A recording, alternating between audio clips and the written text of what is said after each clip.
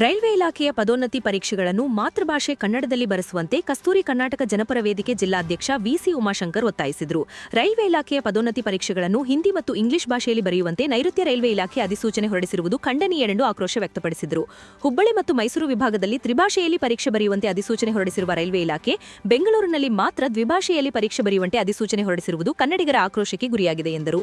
ಈ ಹಿಂದೆ ಲಾಲು ಪ್ರಸಾದ್ ಯಾದವ್ ರೈಲ್ವೆ ಕೇಂದ್ರ ಸಚಿವರಾಗಿದ್ದಾಗ ದ್ವಿಭಾಷೆಯಲ್ಲಿ ಪರೀಕ್ಷೆ ಬರೆಯುವಂತೆ ಆದೇಶ ಹೊರಡಿಸಿದಾಗ ಕನ್ನಡ ಪರ ಸಂಘಟನೆಗಳ ಬೃಹತ್ ಪ್ರತಿಭಟನೆ ಮತ್ತು ತೀವ್ರ ಆಕ್ರೋಶದ ಹಿನ್ನೆಲೆಯಲ್ಲಿ ತ್ರಿಭಾಷೆಯಲ್ಲಿ ಪರೀಕ್ಷೆಯಂತೆ ಅಧಿಸೂಚನೆ ಹೊರಡಿಸಿದಾಗ 4700 ರೈಲ್ವೆ ಇಲಾಖೆಯ ಉದ್ಯೋಗದಲ್ಲಿ ಕನ್ನಡಿಗರ ಪಾಲಿಗೆ 3800 ಲಭಿಸುವಲ್ಲಿ ಯಶಸ್ವಿಯಾಯಿತು. ಆದರೆ ಇದೀಗ ಅನ್ಯ ಭಾಷೆಯ ರೈಲ್ವೆ ಇಲಾಖೆಯ ಮುಖ್ಯ ಅಧಿಕಾರಿಗಳು ಬೆಂಗಳೂರಿನಲ್ಲಿ ನಡೆಯುವ ನೈಋತ್ಯ ರೈಲ್ವೆ ಇಲಾಖೆಯ ಅಧಿಸೂಚನೆಯಲ್ಲಿ ಉತ್ತರ ಭಾರತದ ಅಭ್ಯರ್ಥಿಗಳಿಂದ ಹಿಂದಿ ಮತ್ತು ಇಂಗ್ಲಿಷ್ ಭಾಷೆಯಲ್ಲಿ ಪರೀಕ್ಷೆ ಬರೆಯಲು ಅನುಕೂಲ ಕಲ್ಪಿಸಿ ಉದ್ಯೋಗಾವಕಾಶ ಕೊಡಲು ಹುನ್ನಾರ ನಡೆಸುತ್ತಿದ್ದಾರೆ ಎಂಬುದು ಸ್ಪಷ್ಟವಾಗಿ ಗೋಚರಿಸುತ್ತದೆ ಎಂದರು. ಆದ್ದರಿಂದ ಈ ಕೂಡಲೇ ಕೇಂದ್ರ ರೈಲ್ವೆ ಸಚಿವರು ಮತ್ತು ರಾಜ್ಯ ರೈಲ್ವೆ ಸಚಿವ ವಿ ಸೋಮಣ್ಣ ಅನ್ಯ ಭಾಷಿಕ ಮುಖ್ಯ ರೈಲ್ವೆ ಅಧಿಕಾರಿಗಳ ಆದೇಶವನ್ನು ಧಿಕ್ಕರಿಸಿ ಆಯಾ ಪ್ರಾದೇಶಿಕ ಭಾಷೆಗಳಲ್ಲಿ ಪರೀಕ್ಷೆ ಬರೆಯುವಂತೆ ಅನುಕೂಲ ಕಲ್ಪಿಸುವಂತೆ ಕಸ್ತೂರಿ ಕರ್ನಾಟಕ ಜನಪರ ವೇದಿಕೆ ಒತ್ತಾಯಿಸುತ್ತದೆ ಎಂದು ತಿಳಿಸಿದರು. ಪದೋನ್ನತಿ ಪರೀಕ್ಷೆಗಳನ್ನು ಹುಬ್ಬಳ್ಳಿ ಮತ್ತು ಮೈಸೂರಿನಲ್ಲಿ ತ್ರಿಭಾಷೆಯಲ್ಲಿ ಬರೆಯುವುದಕ್ಕೆ ಅಧಿಸೂಚನೆಯನ್ನು ಹೊರಡಿಸಿದೆ.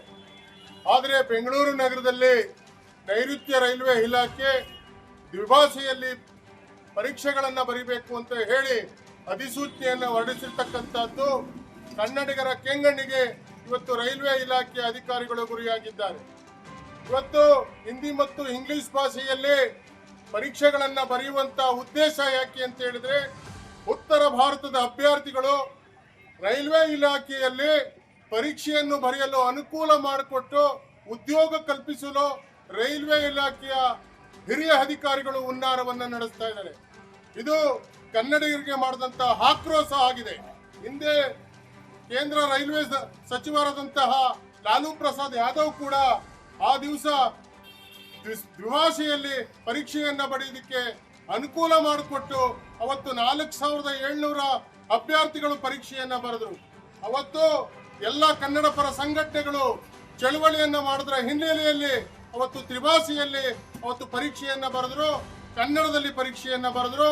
ಕನ್ನಡಿಗರು 3800 ಅಭ್ಯರ್ಥಿಗಳು ಅವತ್ತು ಆಯ್ಕೆಯನ್ನ ಆದರೂ ಅವತ್ತು ರೈಲ್ವೆ ಇಲಾಖೆಯಲ್ಲಿ ಉದ್ಯೋಗ ಪಡೆಯಲಿಕ್ಕೆ ಅನುಕೂಲವಾಯಿತು.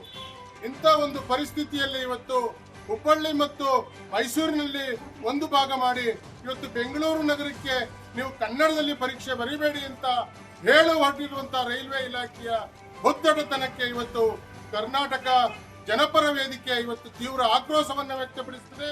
ನೀವು ಏನು ಅಧಿಸೂಚನೆಯನ್ನ ಹೊರಡಿಸಿದಿರಿ ಅದನ್ನ ಹಿಂಪಡೆಯಬೇಕು.